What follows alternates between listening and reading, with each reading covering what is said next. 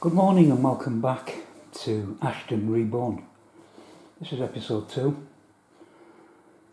As you can see, I've made a trip to the local model railway store this morning. What I did pick up, as I said, I was going to buy new the track, Pico track, because I want, even though it's only going to be a short run, I want running to be absolutely spot on if possible. So it's all new track. So I bought a couple of lengths of Pico track. They're the stripes, so I can use these to basically as templates. And of course I bought one each of a right hand point, a left hand point, small radius for this layout.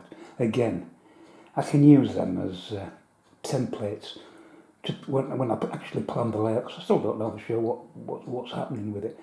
I do know it's going to be a northern industrial scene, whether it'll be a wharf side, a canal side, a dock side, or just a mill.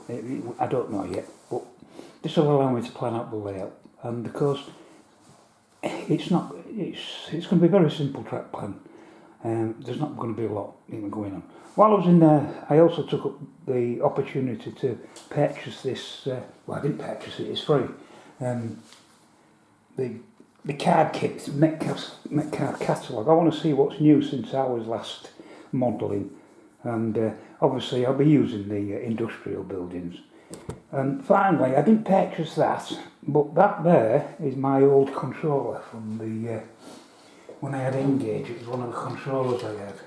It's a Backman. It'll work fine. Obviously, these are no good. These fit Engage tracks, so they'll have to be snipped off. But other than that, I've got a power source. Again, I'm not going to need much more than that, maybe one more power controller. So, we've got some track, we've got a power source, we've got some idea where we can get buildings from, industrial buildings, reasonably cheap. So next, what's going to run on it? Right, so I picked these up, these are second hand. I don't know what they would cost new, but you can see this one was $14.99. It's a 16-ton mineral wagon, BR grey weathered, and I got two of them. Why there were a difference in price, I have no idea. A few pennies difference in price, but I wanted them. The good old battered, unloved, just fits in with what I've got in mind. So I've got a couple of bits of rolling stock. Also, I remember these as a kid. A Cresta Estate. I can remember one of these being parked down one of the streets not far from me, and it always looked really posh. And I seem to think it was this colour.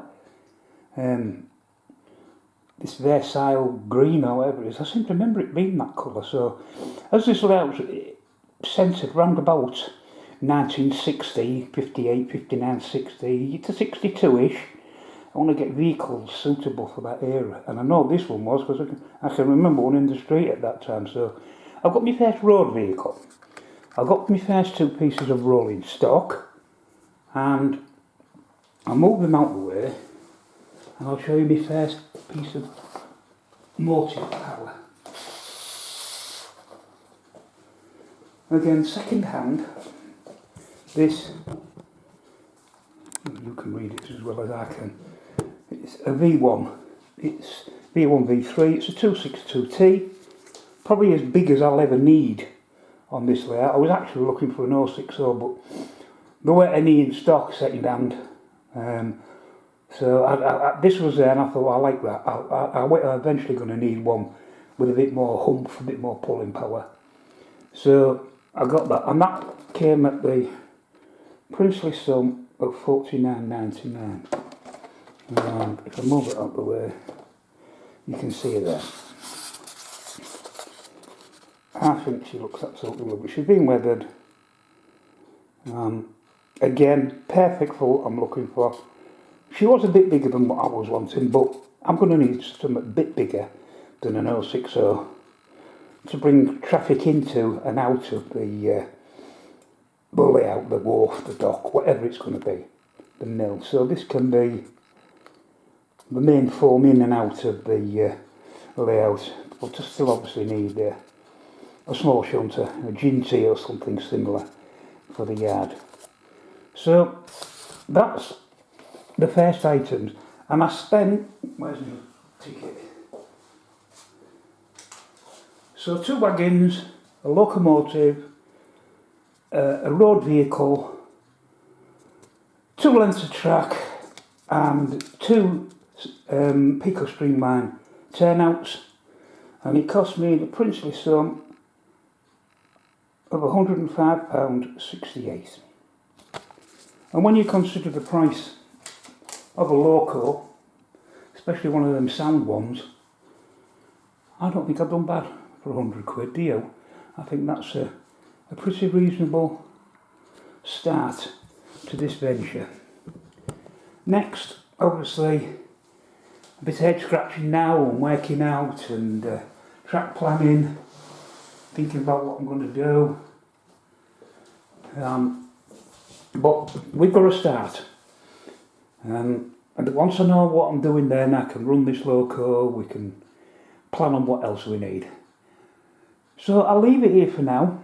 I'm not going to show anything running because I'm not going to disturb anything. There's no point. I've got to trim that control box anyway. I've got to get them snipped off what we're fitting the engaged track and do that. So I don't propose to do that today because I'm going out today anyway. I've been invited out to my sisters and her husband, so I ain't got a lot of time today. But the first items are in, and I think you'll agree. They look pretty damn good. I'm really pleased with what I've purchased, and I think at that price, considering what you pay for model railways today, I think I made a damn good showing. Again, the only thing I didn't pay for was the Metcalfe catalogue, which is free, and of course that controller was mine from before, so obviously they pay for that. But I think I've done really well. Anyway, you let me know what you think in the comments, and I'll speak to you on the next one. Bye for now.